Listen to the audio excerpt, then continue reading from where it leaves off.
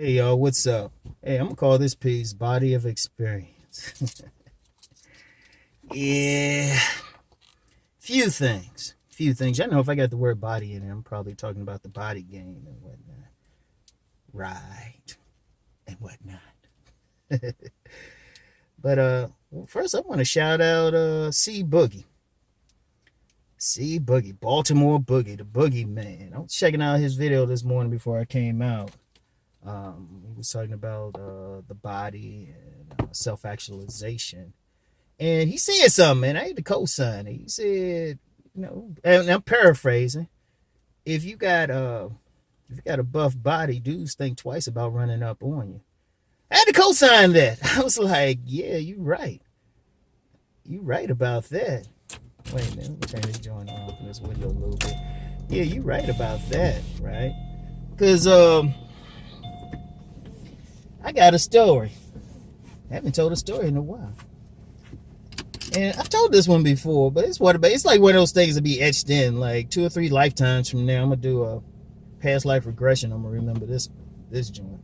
But it was when I was working at this gym in not in PG County. It was on in Marlow Heights for people familiar with it. At the time, it was called the Olympus Gym, but they changed the name of it. I think it's closed now. And I remember it was a snowstorm. It was a snowstorm. And me and the other attendant and a couple of members looked out in the parking lot, and it was a couple young boys around one of the members' cars. Now, this particular member, he was an engineer. He was an engineer, but he could bench about 400. Like routinely. He could bench 400 routinely. He was an engineer pretty boy. He was an interesting cat. He saw these dudes around his car. So in a snowstorm, it's snow coming down. Shoot, we about to close the gym early, or thinking about it anyway. This dude walk outside with nothing on but a tank top. Walked up to him, and all of a sudden he walked up to him about a few seconds, then he walked back. And they were moving away from his car. And this dude came out there and said, dang, man, you went out there with nothing on but a tank top. And in all seriousness, he said, I was just showing them what they had to deal with.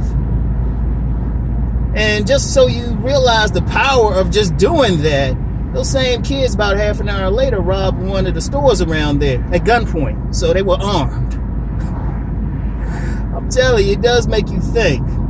But speaking of that, because I was going to talk about something else today, somebody on one of my videos, usually some type of, it seemed like one of those incel types, because they're the only ones that always say this dumb shit.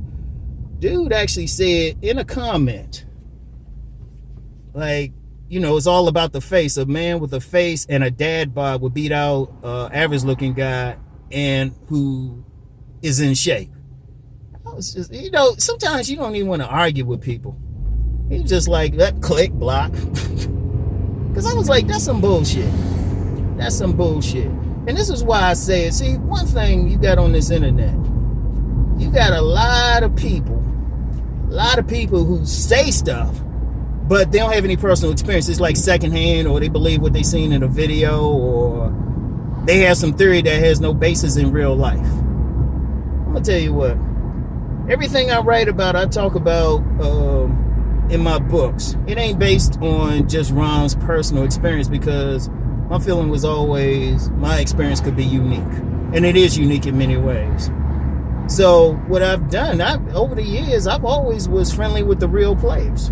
Like the guys you could verify that women are getting them. I mean, sometimes the women will point them out. I remember one player at this place, it was all the women who were talking about him. This dude never came up and said, hey, I'm a player. It was all the women. To this day, he never said anything, but the women were bragging about getting with this dude. And this is a big, muscular dude. And I've worked in gyms and seen that, because personal trainers some hoes. If you're a male personal trainer, you got female clients, he's fucking someone. Been around male entertainers, at least 1 or 2 gigolos, just some ordinary street cats. And the thing they had in common the most, they were either 2 things. They were either muscular, most of them were either muscular or stocky with a solid build, one or the other. And in fact, to punctuate all that, remember, I told you I can do formal research. I actually had put out call on Facebook a while ago. I had a survey for players.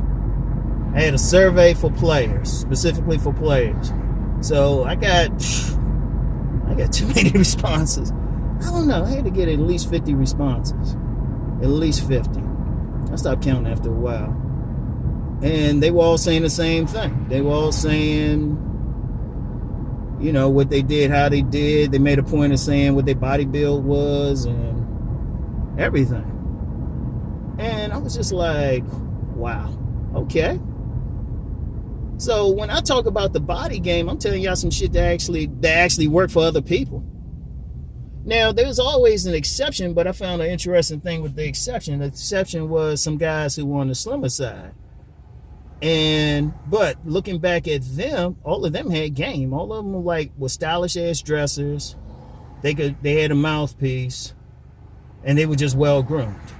So you couldn't even with them, the slimmer ones, you couldn't say it was just their face. They always had game. And even like the buff dudes had to have some level of game. But it's amazing to me. Dudes say stuff, but if I were to ask them, well, how many women have you talked to in life? Like talk to. Not speculate, not read some study on how many have you talked to in life. It's a number low, because I found that amazing with a lot of guys. You'd be like, well, do you go outside? How many women do you know? How many have you talked to? And, you know, you get dudes in their 30s and stuff, and the number that they might talk to outside of the women in their family, and sometimes barely them, be under 100 or something. I'm like, come on, man. That was my interaction by the time I was 10. Shit. But, you know, that's why I always emphasize the body game. That's why anybody who knows me, I stay on that body game, because, shit, when you've interviewed like a couple hundred womanizers, well, with the survey, self-proclaimed, but I would say well over 100 men in life, because ain't that many, who you know get pussy. It's like they not telling you, like the women damn near telling you. Or you see the women throwing themselves at the dude. Because even with that dude I mentioned at the gym, it was funny. There was this woman who was damn near trying to rape that dude on the floor. Oh man, I could do a series on that gym. I had one cat. I remember I saw him over near some equipment and with this young lady. So I'm an attendant. I had to walk over there. I said, hey, dude, can you find a way not to finger fuck this woman out in the open like this? Man, you see some crazy shit at a gym, especially if they don't got that many people. Motherfuckers be doing some shit. One of my co-workers one time said, man, that's a den of iniquity. Shit. But that body, y'all, that body. Because really, that body hits a woman on a primal level. Because despite what people want to think, our main job on this planet is reproducing. We built to reproduce. Women are built to reproduce. They look for the best genetic material. They look for the best, like automatic. Even I don't care what the social thing is. People can say money, but money is an idea. If this shit hits the fan and society collapses or something, you know, be like this TV show Revolution that came on a few years ago, where all the power went out and everything went down to savagery. Money's going to be irrelevant. It's going to be like survival of the fittest, who's the strongest. Remember, this shit come down to nature, and that's some social thing. That's why I always tell dudes, get in your best shape. Get in your best shape. You're going to drive the women crazy if you do that. You know, you can't violate the laws of nature. And then you got some social stuff and religion and class and all that tries to get women to go against their basic nature. But if you call yourself red pill, you got to understand that the basic thing is reproducing the best genetic material. That's red pill. That's the real red pill. Anybody who ain't acknowledging that, they really ain't red pill. Now, I'm sorry to say that, you know, but it's getting to the point now we can't pussyfoot around with people. And we telling you what you need to do. You need to be at least your optimal. You don't necessarily have to be big and buff if that's not in your genes.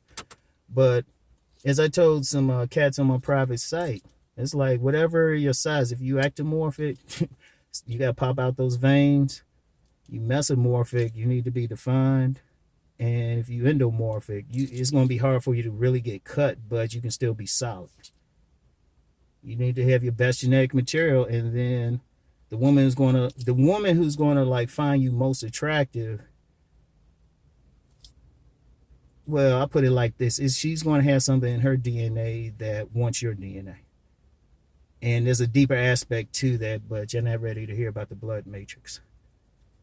So, because that'll blow y'all motherfucking minds. The blood matrix will blow y'all motherfucking minds. But yeah. So anyway, yeah, that's it, y'all. That's it. So anyway, I'm gonna go in here. I'm still on the second day of like my all juice fast, all liquid and stuff. Every now and then I gotta like stop and like clear out some shit. So anyway, I'll talk to y'all later. Peace and blessings.